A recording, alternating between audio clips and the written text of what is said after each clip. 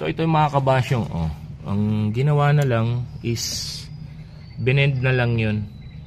May supply siya dito. Meron siya, ayan ito, may check valve siya ito. Yung, kung saan yung tinuturo natin palagi na nasa ilalim ng idle solenoid. Ang tendency kapag ganyan, hanggang half lang yung kaya niyang buksan. Bigyan mo ng supply itong isa, sasagad yan. Mga kabasyong, sasagad yan. Kahit nasabihin natin na wala kang BBSB. Pero hindi ko naman sinasabi na wag nyo nang lagyan ng BBSB ha. Kasi pangsamantalang solusyon lamang iyon yung mga sinasabi ko. Ang mas maganda, kompleto, kasi yan ay gawa ng mga engineers, technicians, ng mga may utak kung paano buuin tong sasakyan. So dapat pag magdi-DIY kayo, wala kayong BBSB, lagyan nyo na supply din ito. Itong isa. Para masagad yun. Para hindi ganito bago yung carb. Yan, bago. So this is Taiwan. This is sa Taiwan brand. Taiwan ito. Hindi to Thailand. Taiwan brand. Wala siyang pangalan. Siya wala. Ito, tingnan nyo, nakabend.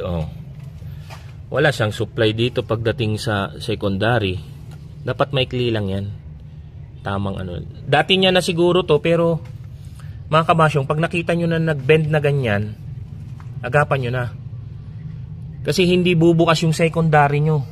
Pag ipit yan, hirap na hirap yung makina nyo. So yan yung mga kukorek natin. Yan.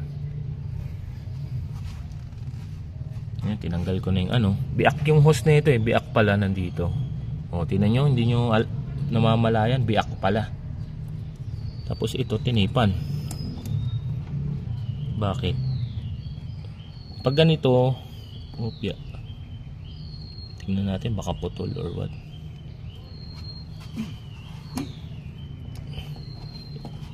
Or malaki yung hose.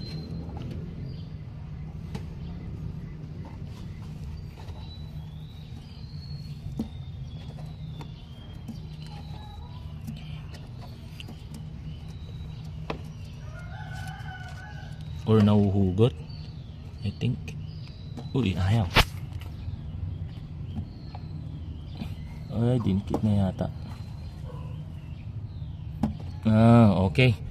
Pag ganun, halimbawa nararamdaman yung maluwang, kasi maluwang na itong butas niya, kasi 3mm lang ito, cut nyo na lang dito sa susunod na part niya. Cut nyo na lang dyan, tapos suka nyo suksok ulit pag nararamdaman nyo ng maluwang dito, para wala kayong mga ganyan yun na nakatali. Maganahin natin yung ating tinatawag to komo. Ayun, luwang. Biak ang hose. Diba? So dito pa lang tayo sa vacuum ha. Wala pa tayo sa timing mga kabasyong. Tingnan nyo naman timing. Advance. Kaya wala pa tayo dyan. Isa pa yan sa titignan natin. So yun. Gamutin natin, check natin lahat kung tama. Remember, pag magtatanggal kayo ng vacuum hose, ganito gawin nyo, ikutin nyo. Pag ayaw ko kayo ng plies, tapos ipitin nyo din. Yan, yung hilain na gano'n. Kasi na-experience ko rin, kasi talagang mapuputol, mababasag, mapupunit. Yun yung sinasabi ko kanina. Yun, ipit. Ipit na ipit, hindi siya gagana.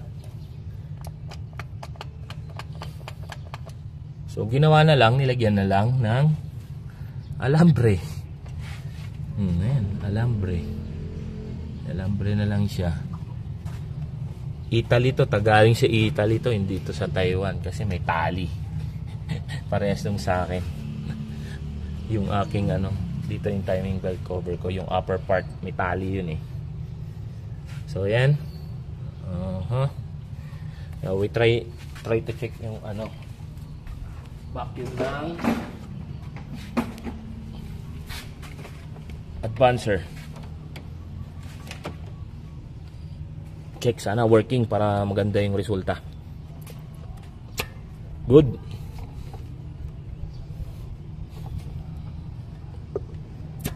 Good. Okay, working. Good news.